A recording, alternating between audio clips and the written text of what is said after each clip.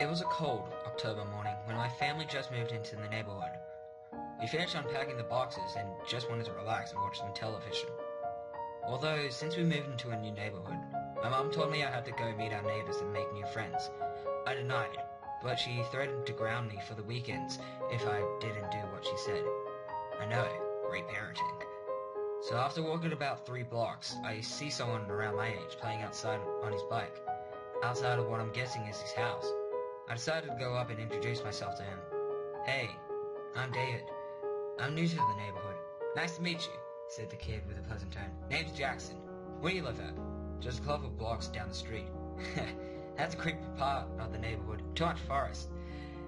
Makes it seem like someone could come out of nowhere and scare the living piss out of you. Anyway, grab a bike so we can bike downtown and grab a bite to eat."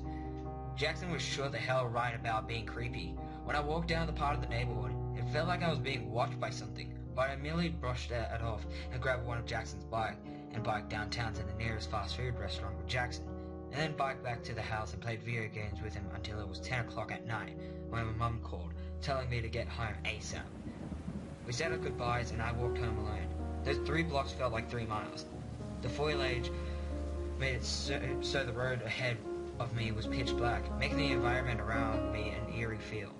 After walking about a whole block, I noticed something odd in the foliage. I swear to God, I saw a pair of eyes looking straight at me in the distance.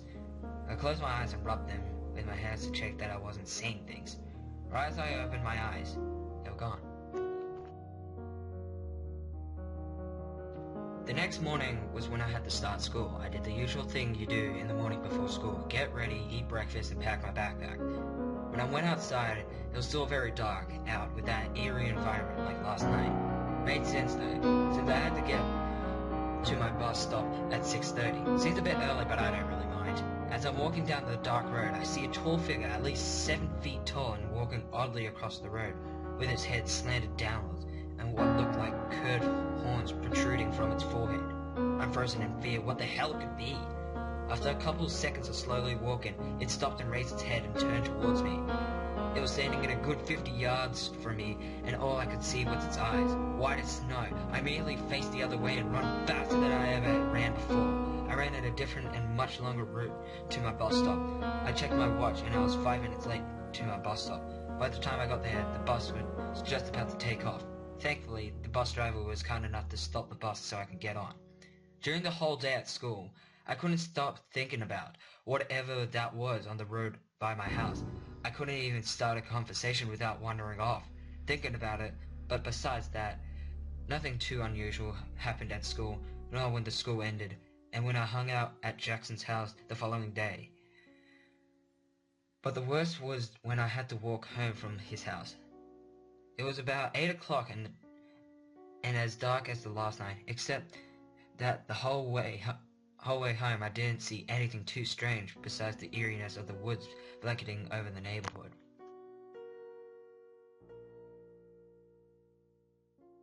As I got home, I immediately got to bed so I don't feel so tired tomorrow. But around 3 o'clock I am awakened by a creaking sound in my room.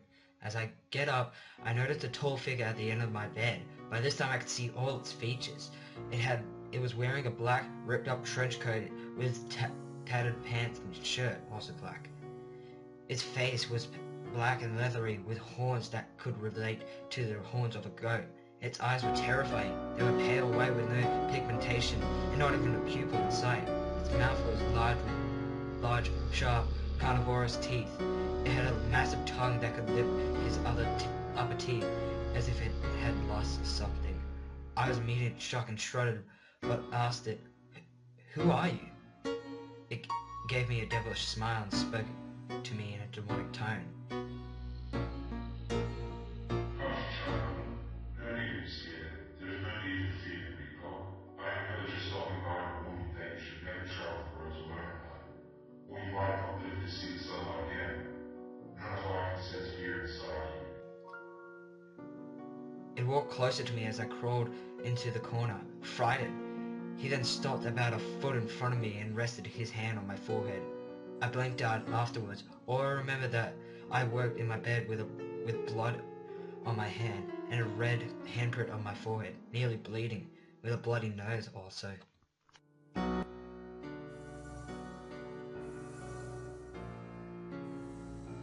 After about a week, I couldn't even think straight. I avoided walking in the dark up until I hung out at Jackson's during the weekend. As we were messing around and playing video games, the power in the whole neighborhood went out in a matter of seconds. We were confused of why the power went out. Not a single transformer blew up, nor was there a storm nearby. The only thing that really concerned me was that we were in the dark. "Oh God, this is bad," I said in fear. "This is really bad." Jackson sighed and told me, "Don't worry, it's not the end of the world." "Well, do you have something like a flashlight that would light up the room?" "Yeah, let me look for one." He eventually found a flashlight, but with the luck we had, the batteries were dead. Thankfully, Jackson had a bunch of brand new batteries he bought from the store a couple of days ago. We put the batteries in the flashlight, still didn't work. "Damn piece of shit," Jackson said in frustration. This thing was always a piece of trash. I offered to use things like candles as we tried to use them, but all the lighters in the house wouldn't work. We even checked and they all had fuel in them. We also tried the light on our phones, but they were both dead, even though right before the power went out, our phones both had full battery. Then out of nowhere, the flashlight turned on, even though the switch was off.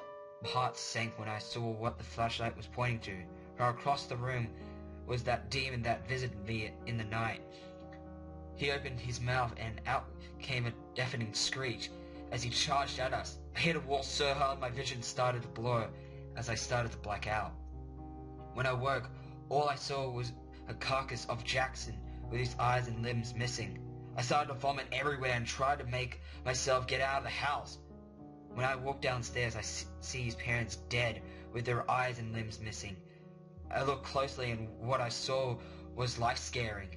When I took a closer look at his mum, I could still see her, breathing. I inched my way outside and headed home with my skin paler than a ghost. I don't know why it didn't kill me, but all I know is never go outside in the dark.